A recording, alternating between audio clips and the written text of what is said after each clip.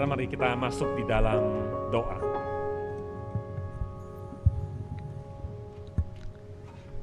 Bapa, kami sungguh bersyukur, berterima kasih bahwa Engkau telah mengasihi kami dan telah memilih kami terlebih dahulu sebelum kami memilih Engkau. Terima kasih Bapa untuk kebaikan-Mu kepada kami, sehingga hari ini pun ketika kami datang kami sadar betul semua karena anugerah Tuhan saja. Dan pagi hari ini ketika kami berkumpul, kami juga akan membaca dan merenungkan sebagian dari firman-Mu. Jadikanlah firman ini penuntun hidup kami, terutama ketika kami akan melihat bagaimana kehidupan orang-orang Kristen mula-mula. Di dalam sejarah kekristenan, bagaimana mereka hidup dan kemudian kami boleh belajar dari mereka. Terima kasih Bapak, kami serahkan waktu ini ke dalam tangan-Mu, sertailah hamba-Mu dalam segala kelemahannya. Jadikan saluran berkat Tuhan. Hanya dalam nama Tuhan Yesus Kristus kami berdoa. Amin. Selamat pagi Bapak, Ibu, Saudara. Satu sukacita boleh bertemu kembali ya setelah pandemi dan kita juga ibadah online ya, jadi jarang bisa bertatap muka. Salam dari komunitas STT Amanat Agung. Ya, kami sungguh bersyukur untuk setiap pelayanan yang boleh kita kerjakan selama ini di tengah-tengah situasi pandemi ini. Hari Jumat kemarin baru saja diadakan serah terima jabatan dari pengurus Yayasan Amanat Agung Indonesia yang periode sebelumnya kepada pengurus yang baru. Kami bersyukur bahwa selama ini saudara juga telah mengutus orang-orang yang sangat kompeten, yang sangat memperhatikan, peduli dengan pelayanan STTAA. Dan hari Jumat yang lalu Pak David Simbar, Pak Rudi Chandra, Pak Utoyo, dan Pak Gunawan Yap, mereka mengakhiri kepengurusan mereka di periode yang lalu. Terima kasih untuk saudara yang sudah boleh mempercayakan orang yang begitu kompeten untuk pelayanan di STTAA. Ya, saya kebetulan karena periode yang lalu ini juga menjabat sebagai waket, jadi sering bekerja sama dengan mereka, dan saya sangat bersyukur untuk kerjasama bersama dengan mereka. Dan periode yang baru ini kami juga sekali lagi ya saudara memberikan lagi orang-orang terbaik untuk boleh melayani, dan ada Pak Gunawan Yap yang akan melanjutkan. Beliau akan melanjutkan sebagai wakil ketua yayasan ya. Terima kasih untuk saudara yang sudah boleh mewakafkan Pak Gunawan untuk boleh melayani, dan dari Pluit ada Pak Suharmin ya. Terima kasih saudara. Kami bersyukur untuk setiap kerjasama yang boleh kita lakukan sampai sejauh ini, dan kiranya kita boleh terus mendukung di dalam pelayanan kita ke depan. Saudara, hari ini saya diberikan sebuah tema, yaitu belajar dari gereja mula-mula. Nah, awalnya saya bingung, belajar dari gereja mula-mula banyak hal yang bisa kita pelajari, kira-kira apa yang akan difokuskan. Kemudian ketika saya melihat tema bulan ini, fokusnya rupanya tentang komunitas. Ya, maka saya kemudian memberikan judul untuk hari ini adalah belajar kehidupan berkomunitas dari gereja mula-mula. Nah, kalau saudara tertarik dengan studi sejarah gereja, maka ada buku yang cukup baik dari seorang pendeta dari Kolombia, ya, Justo Gonzalez, The Story of Christianity. Buku ini 2 jilid, 2 volume, masing-masing sekitar 500-600 halaman begitu. Dan ini sedang diterjemahkan oleh STTAA. Ya, rencana yang volume pertama dalam beberapa bulan ke depan ini akan terbit. Ya, jadi mudah-mudahan itu bisa menolong saudara untuk lebih memahami perjalanan sejarah gereja. Ya, ini buku yang baik, saya rasa di Indonesia mungkin yang dalam bahasa Indonesia, ditulis dalam bahasa Indonesia belum ada. Mudah-mudahan dengan diterjemahkannya buku ini bisa menolong kita. Nah saudara, saya akan mengajak kita untuk membaca satu bagian Alkitab terlebih dahulu. Saya memang tidak akan melakukan eksposisi dari bagian ini, mungkin hanya mengambil beberapa prinsip di dalamnya, kemudian kita akan melihat kehidupan orang Kristen mula-mula, khususnya kan saya akan ambil periode 500 tahun pertama, yang biasanya akrab disebut sebagai masa Bapa Gereja. Kita akan melihat dari Alkitab, Kisah Rasul pasal yang kedua, ayat 41 sampai dengan 47.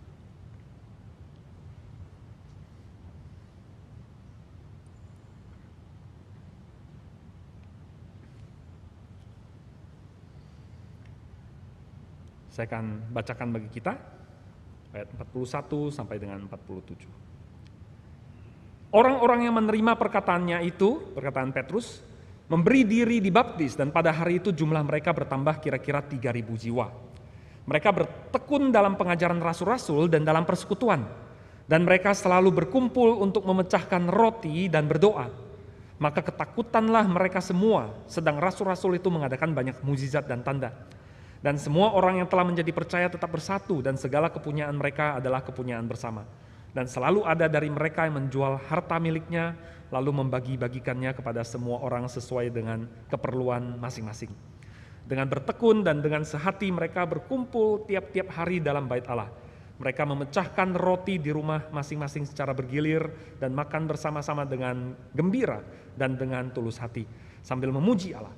Dan mereka disukai semua orang, dan tiap-tiap hari Tuhan menambah jumlah mereka dengan orang yang diselamatkan.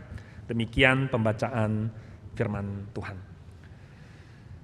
Saudara, ini adalah satu bagian yang sangat akrab dengan kita ketika kita melihat kehidupan gereja mula-mula.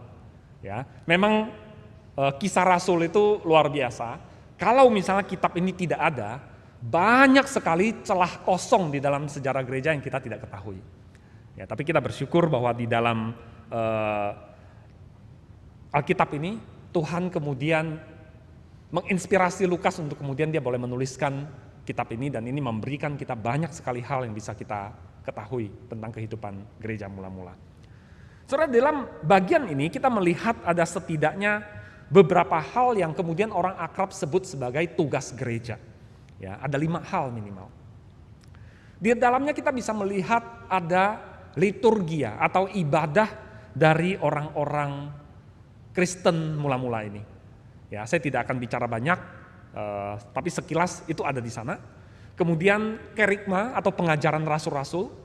Kemudian di dalam sana ada diakonia, yaitu pelayanan baik bagi orang percaya, mereka yang kekurangan, kesulitan, maupun mereka yang bahkan ada di luar sana. Lalu ada marturia. Kata marturia ini artinya kesaksian.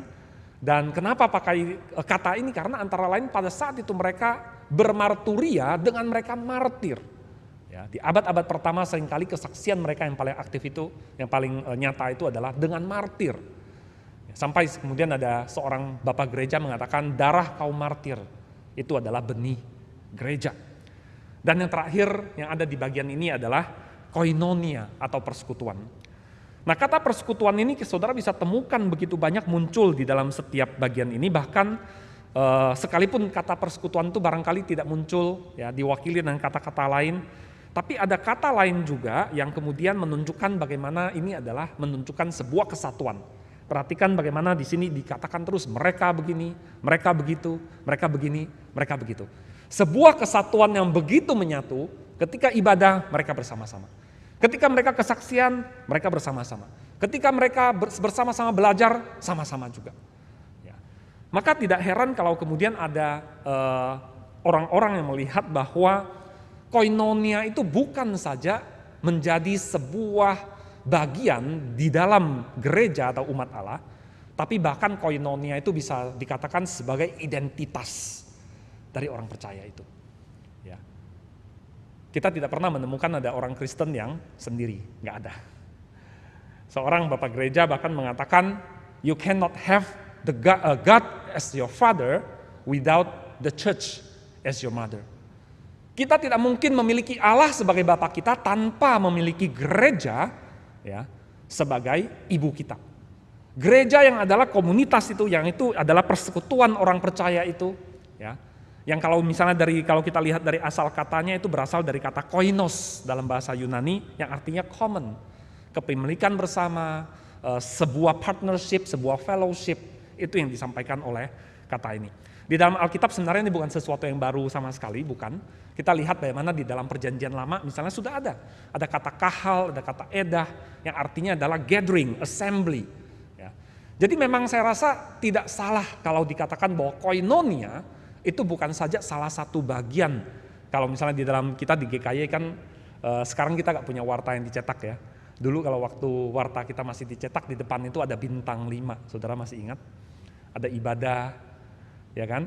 Ada apa lagi? Persekutuan, ada pekabaran Injil, ada diakonia, sama satu lagi misi, ya kan?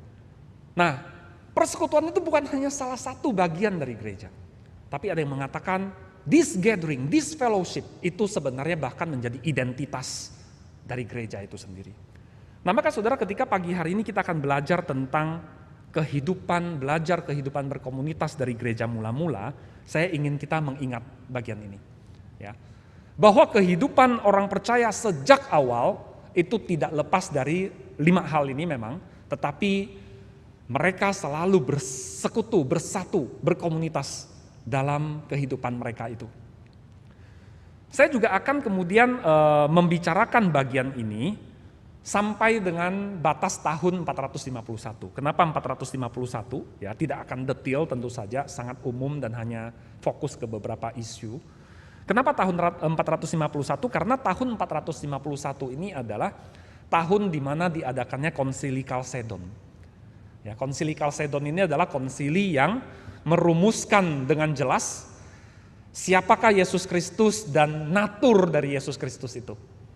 Oke, bukan berarti Yesus baru menjadi Tuhan, dianggap Tuhan di tahun ini, bukan.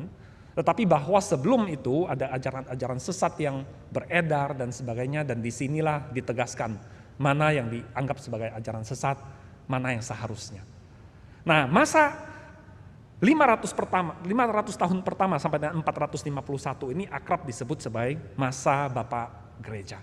Karena di masa inilah para tokoh gereja mereka merumuskan ajaran-ajaran yang sangat penting. Ya, mereka melihat bagaimana praktek kehidupan gereja itu kemudian sepertinya dijadikan baku di masa ini. Mereka disebut Bapak Gereja. Nah, di masa ini saya akan mengambil satu peristiwa penting sebagai sebagai titik kita membicarakan, yaitu pertobatannya Kaisar Konstantin. Oktober 312, Kaisar Romawi yang bernama Konstantin itu bertobat. Ya, saya berikan tanda kutip di atas karena pertobatannya itu memang tidak seperti dia bertobat lalu dia meninggalkan berhala sepenuhnya, dia jadi Kristen, dia dibaptis, enggak. Ya. Konstantin walaupun dia mengatakan aku melihat penglihatan, kemudian dia memakai tanda huruf yang dibaca Kristus itu di perisainya dan sebagainya, tetapi dia tidak pernah benar-benar kemudian dibaptis menjadi Kristen, ya. Dia baru dibaptis ketika dia menjelang kematiannya. Oke, makanya saya berikan tanda pertobatan dalam tanda kutip. Tapi saudara, pertobatan Konstantin itu menjadi event yang penting bagi kekristenan. Ya, dan kita akan lihat nanti bagaimana pertobatan Konstantin itu mempengaruhi kehidupan berkomunitasnya orang Kristen. Ya, bahkan dampaknya itu begitu terasa sampai-sampai ada yang mengatakan before Konstantin itu adalah 300 tahun pertama kekristenan, tapi after Konstantin atau the era of Konstantin itu bahkan baru berakhir di abad ke-20. Ada yang mengatakan begitu. Ya, the era of Konstantin itu berlangsung sampai abad ke-20 itu. Baru kemudian kita memasuki masa modern ketika orang-orang mengatakan kita memasuki era post-Christian. Ya, jadi dampaknya itu luar biasa.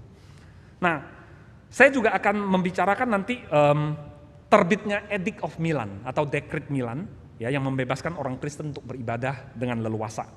Nah, kesempatan hari ini mari kita lihat era berkomunitasnya, kehidupan berkomunitas orang Kristen sebelum dan sesudah Konstantin. Kita akan mulai dengan yang pertama, era sebelum Konstantin, sebelum 312 itu.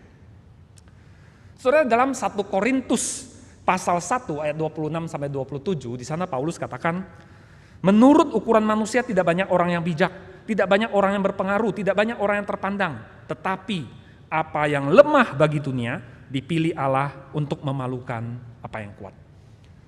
Saudara, ayat ini dituliskan oleh Paulus karena memang realitanya di dalam gereja pada waktu itu tidak banyak orang yang kaya yang berpengaruh.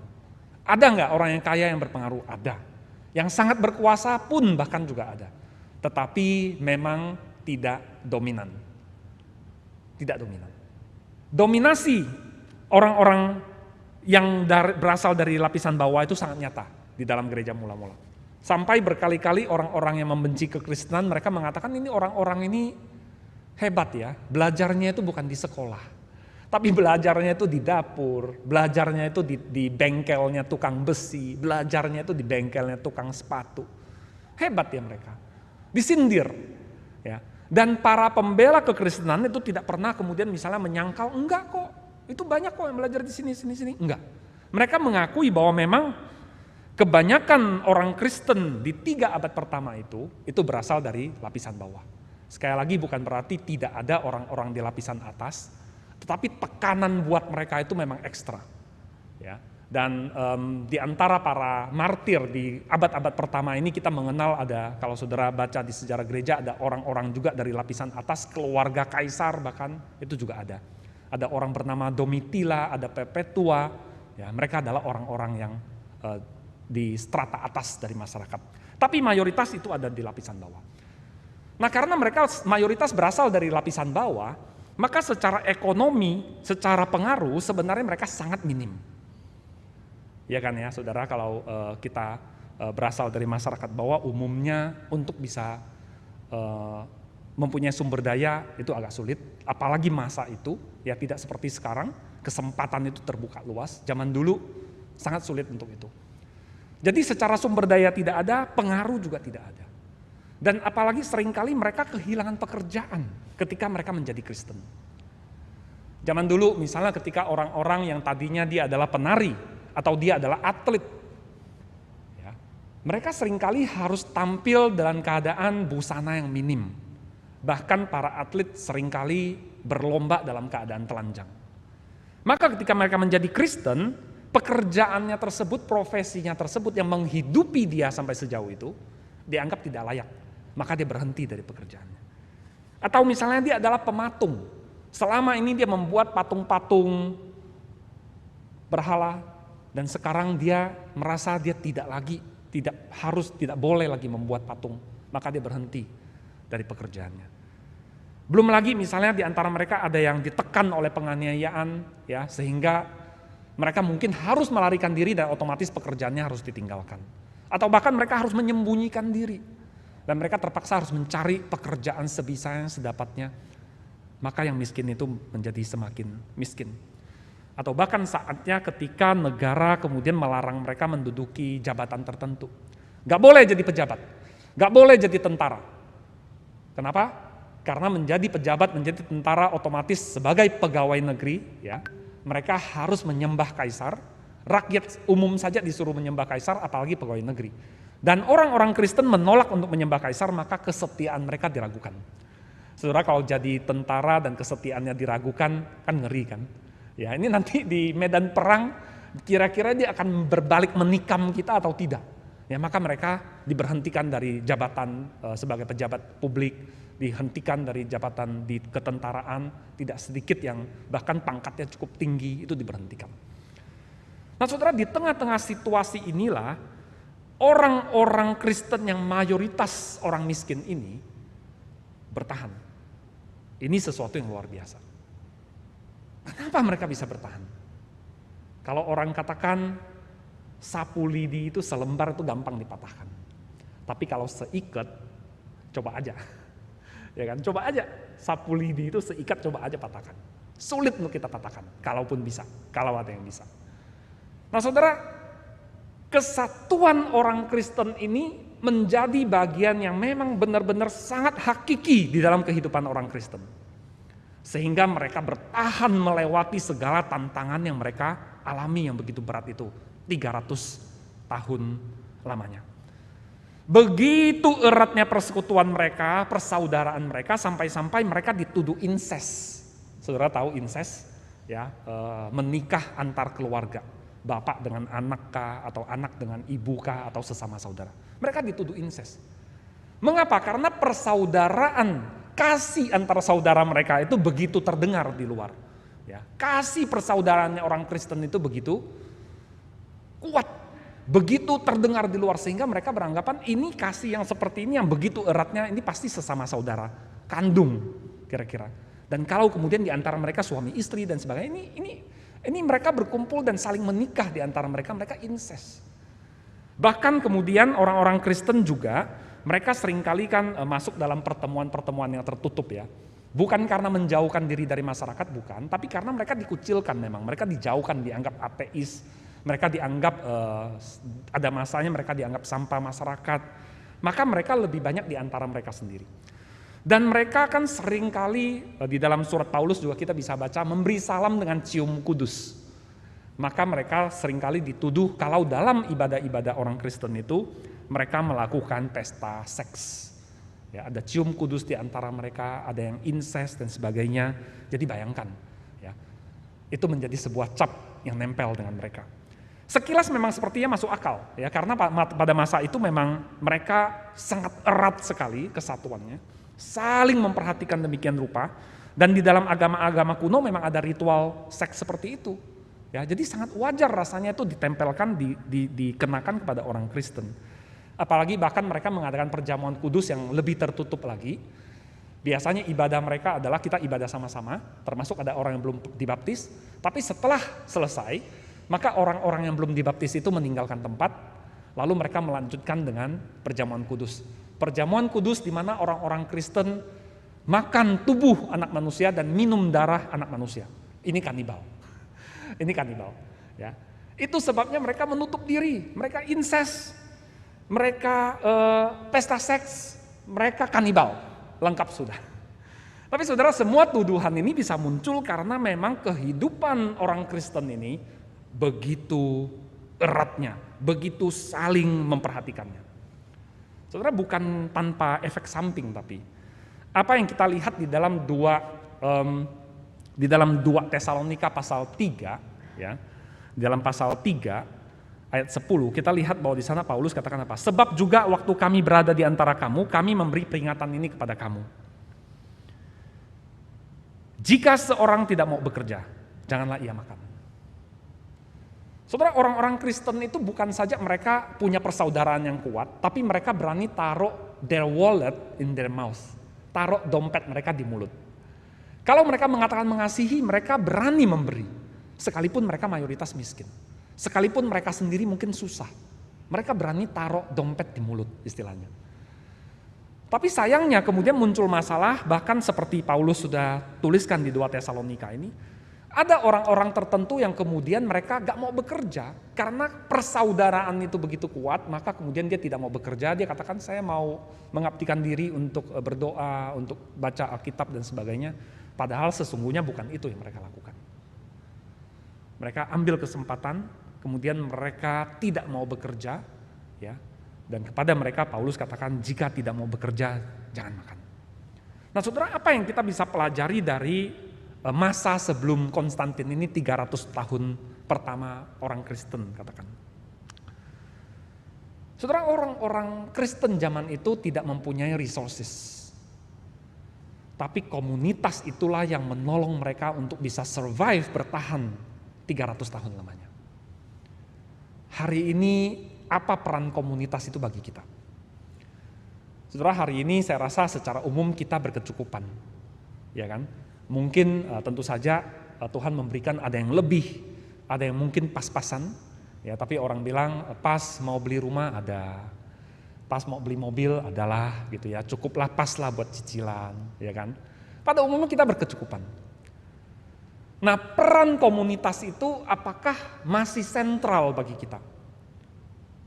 Ataukah karena kita sudah tercukupi secara sumber daya, maka komunitas itu menjadi sesuatu yang ada boleh, enggak juga enggak apa-apa. Seberapa besar sih peran komunitas ini bagi kehidupan kita?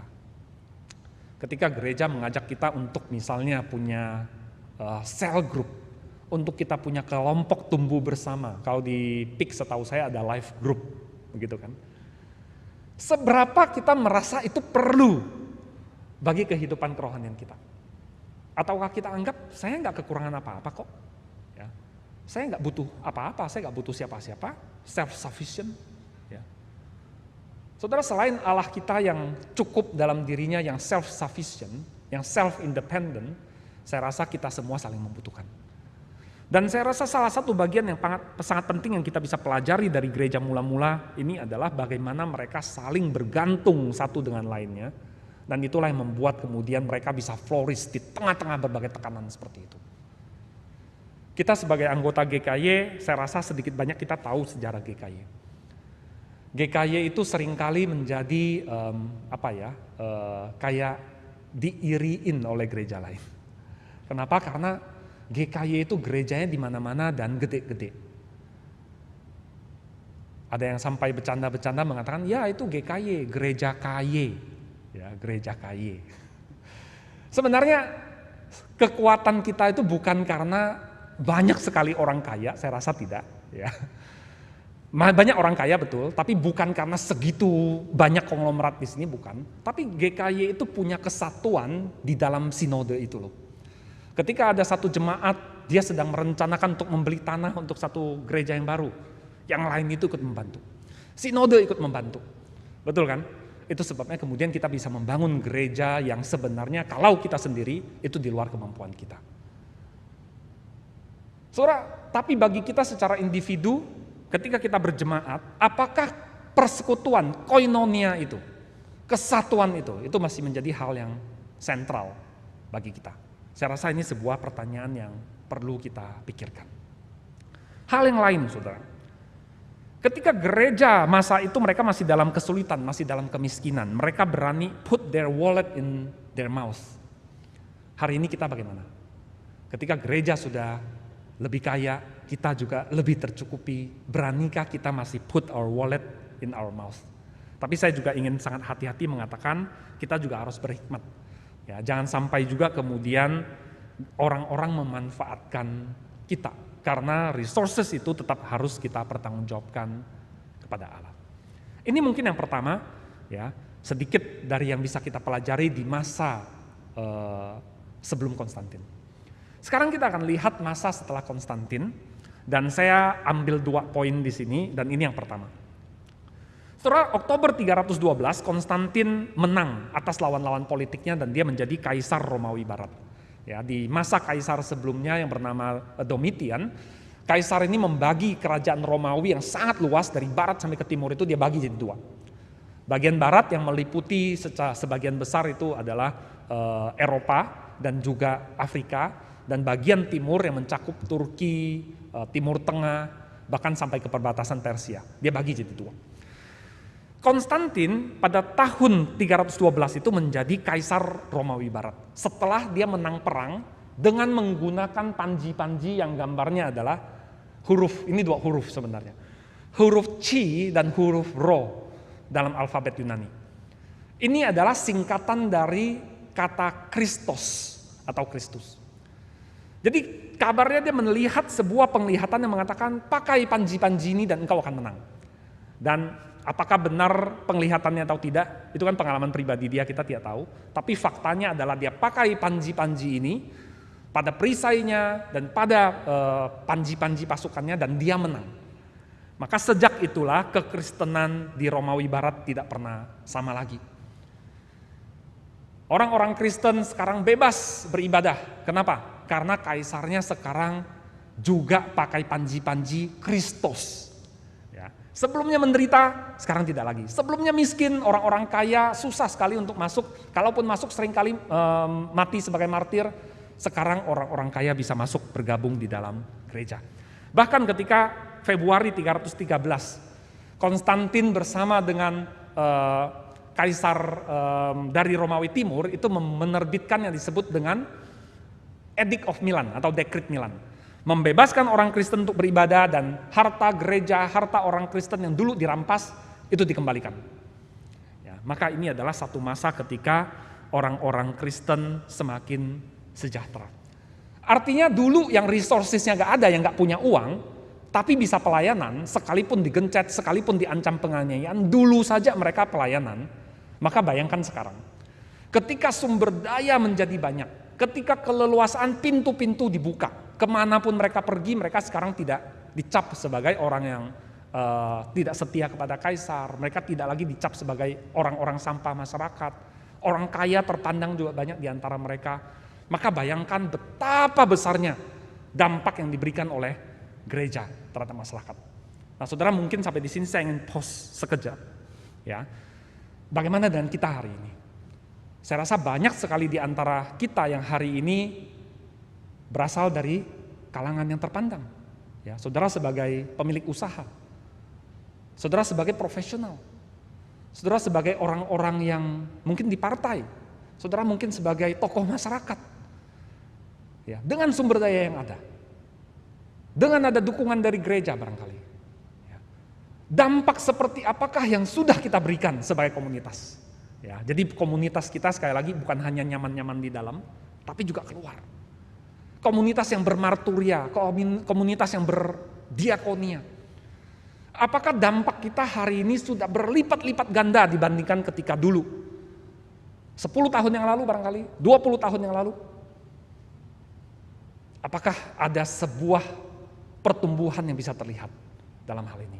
Ataukah ketika Tuhan mempercayakan lebih, dulu 1 talenta kita bisa jadi berkat, tapi hari ini 10 talenta, ternyata kita tidak lebih menjadi berkat. Bagaimana kita?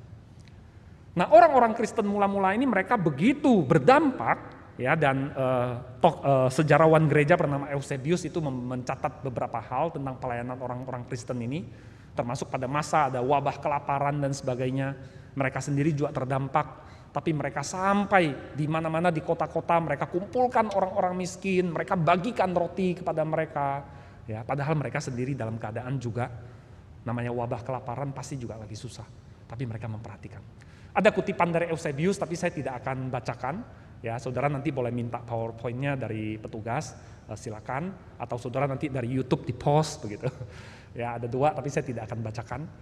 Nah, sedemikian efektifnya pelayanan orang Kristen sehingga dalam waktu 50 tahun ke depan saja, ya, 50 tahun ke depan saja, itu orang-orang penyembah berhala itu sudah menjadi minoritas. Sampai-sampai kemudian Kaisar Julian, dia sebenarnya adalah keponakan dari Konstantin. Dia pernah dibaptis waktu dia anak dia pernah dibaptis sebagai Kristen, tapi kemudian ketika dia naik tahta, dia berpikir dia kembali kepada agama kunonya. Dan dia kemudian mengatakan orang Kristen ini, mereka sebenarnya tidak lebih baik daripada kita. Agamanya menurut saya tidak lebih unggul, mereka tuh sebenarnya ateis. Mengapa mereka bisa berkembang demikian rupa sampai kita jadi minoritas begini? Karena mereka melakukan kebaikan. Kutipan dari Julian, dia mengatakan begini. Kebaikan hati mereka kepada orang-orang asing, perhatian kepada mereka yang mati dan kekudusan palsu yang mereka hidupi, itulah yang paling berperan menumbuhkan ateisme atau menumbuhkan kekristenan itu. Jadi dia menganggap kekristenan itu tidak lebih dari ateisme, dia menganggap kekristenan itu tidak lebih baik daripada agama kuno, tapi dia sangat mengakui kebaikan hati orang Kristen itu dan dia resah melihat bagaimana kebaikan hati orang Kristen itu menjangkau begitu luas sehingga agama kuno itu jadi minoritas. Saudara, bagaimana dengan hari ini? Ya, di tengah-tengah masyarakat kita hari ini saya rasa kita perhatikan deh. Banyak agama dan kepercayaan yang sebenarnya mengambil praktik dari kekristenan. Ada sekolah minggunya, ya, kemudian ada pelayanan-pelayanan sosialnya yang banyak, aksi-aksi sosialnya, aksi-aksi kepedulian, mendirikan sekolah. Banyak sebenarnya diantaranya yang adalah virtue yang berasal dari komunitas orang percaya. Bagaimana kita hari ini? Sementara orang-orang melihat kebaikan hati Kristen itu begitu banyak dampaknya, apakah kita masih terus menekuni itu?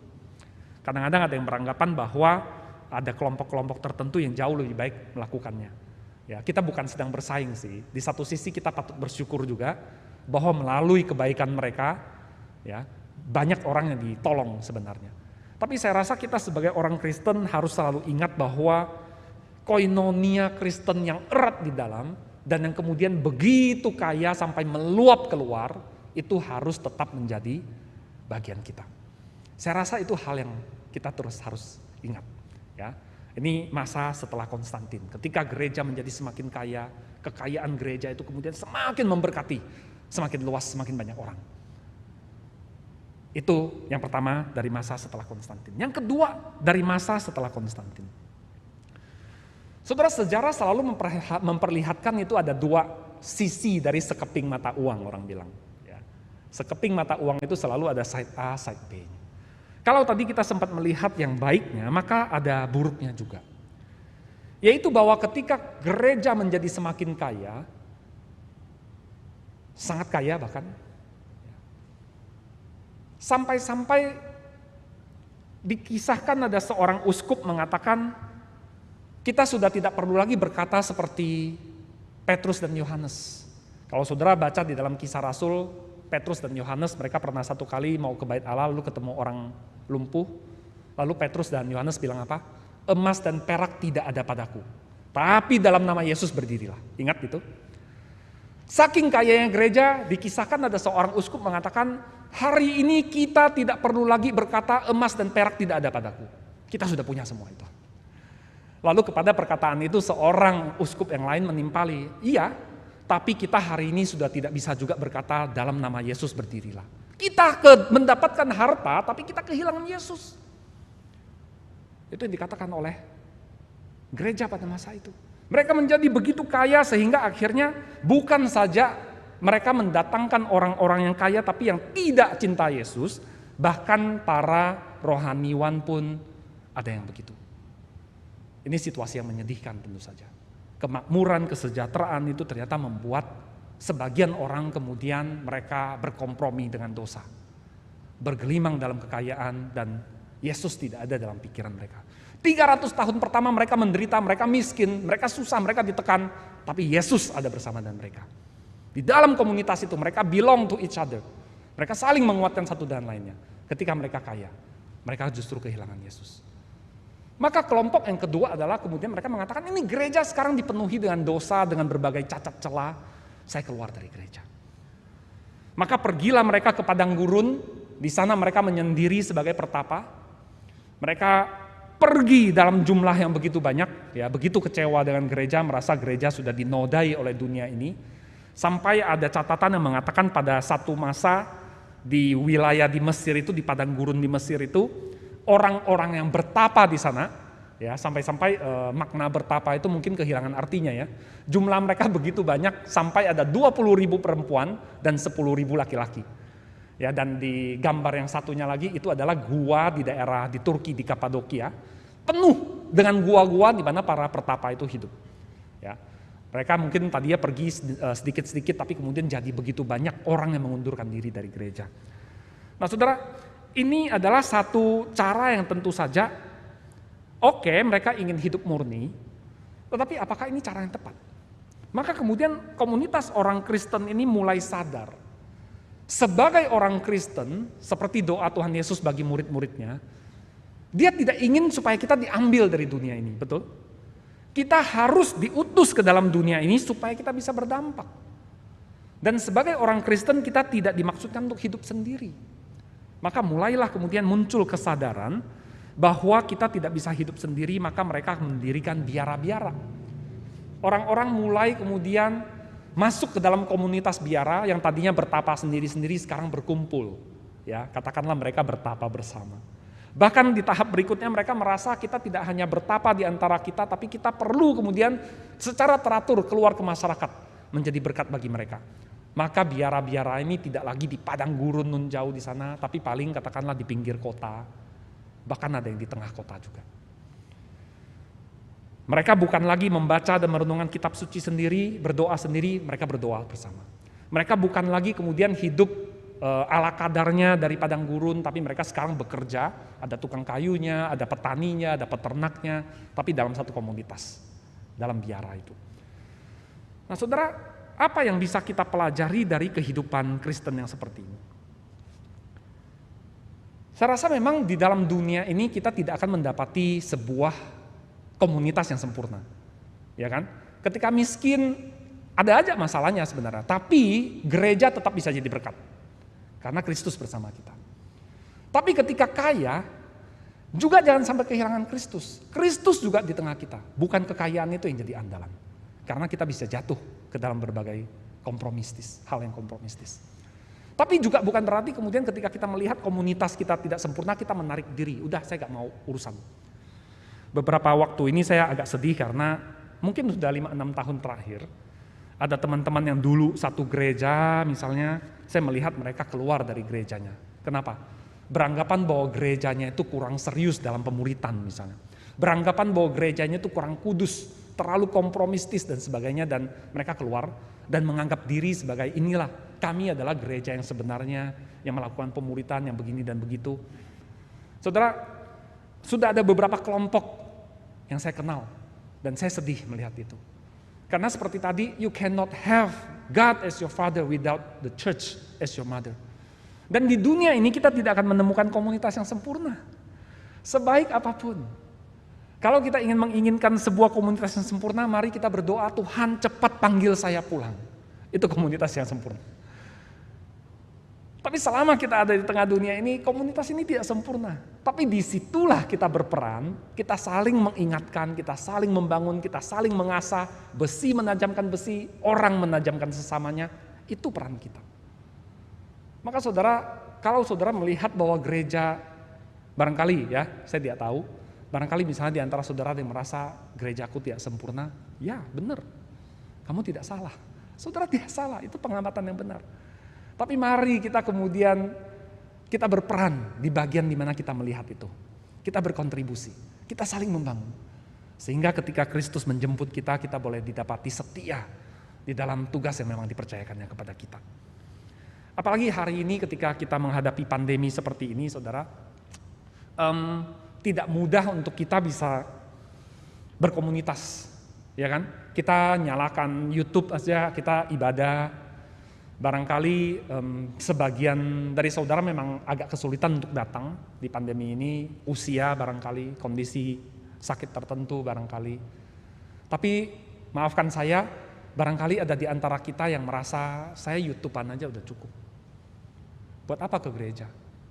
Ke gereja juga ya begitu saja. Tidak ada perlunya saya onsite. Tidak ada perlunya saya ketemu dengan yang lain, hahaha, gak ada perlunya. Saudara, kalau kita kemudian sudah berpikir seperti itu, barangkali itu adalah sesuatu yang perlu kita pikirkan kembali. Ya. Kita bersekutu, kita berkomunitas bukan hanya karena kita saling ada sesuatu saat itu, bukan. Tapi that's the nature, that's our identity as people of God. Sama seperti Allah Tritunggal, di dalam dirinya, di dalam naturnya, dia adalah Allah yang bersekutu. Allah yang Tritunggal. Demikian juga kita sebagai gerejanya. Situasi dan kondisi boleh berubah, kita boleh miskin, kita boleh jadi kaya, tapi Kristus harus sentral. Kita boleh dalam penganiayaan, kita boleh dalam masa kebebasan, Kristus harus sentral. Kita boleh dalam keadaan diterima, kita boleh dalam keadaan mungkin ditolak, kita tetap berdampak. Kiranya apa yang kita lihat dari sejarah gereja, satu sekelumit saja yang kita pelajari, ini boleh menjadi penguat bagi kita sekalian. Mari saudara kita berdoa.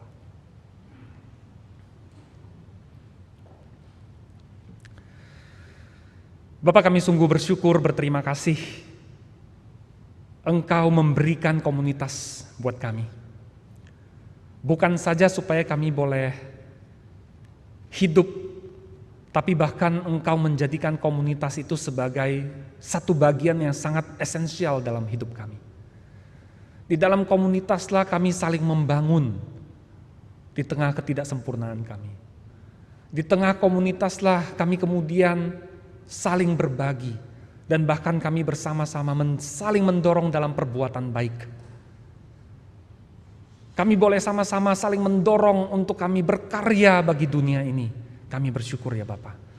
Pagi hari ini ketika kami melihat perjalanan gereja mula-mula, 300 tahun pertama mereka dalam keadaan miskin, dalam keadaan tertekan, dalam keadaan susah. Tapi itu tidak menghentikan mereka untuk bersama-sama di dalam nama Yesus Kristus untuk menjadi berkat. Begitu juga ketika memasuki masa setelah Konstantin, ketika gereja menjadi kaya. Memang ada orang-orang yang kemudian terjatuh, tetapi gereja kemudian beradaptasi dan mereka belajar untuk menjadi berkat dengan sumber daya yang Tuhan sudah berikan. Bahkan ketika mereka melakukan kesalahan dengan menarik diri dari dunia, kemudian mereka juga sadar bahwa mereka tetap harus berkomunitas dan tetap harus menjadi berkat bagi masyarakat. Bapak, hari ini dalam konteks kami di abad ke-21 ini, tolong kami untuk selalu peka juga apa yang Tuhan inginkan bagi komunitas orang percaya ini. Biarlah di dalam kami tetap menjadi sebuah persaudaraan yang erat, yang menimbulkan tanda tanya bagi dunia. Tapi keluar kami tetap berdampak, memuliakan Engkau. Terima kasih Bapa, ini doa kami, hanya dalam nama Tuhan Yesus Kristus kami berdoa.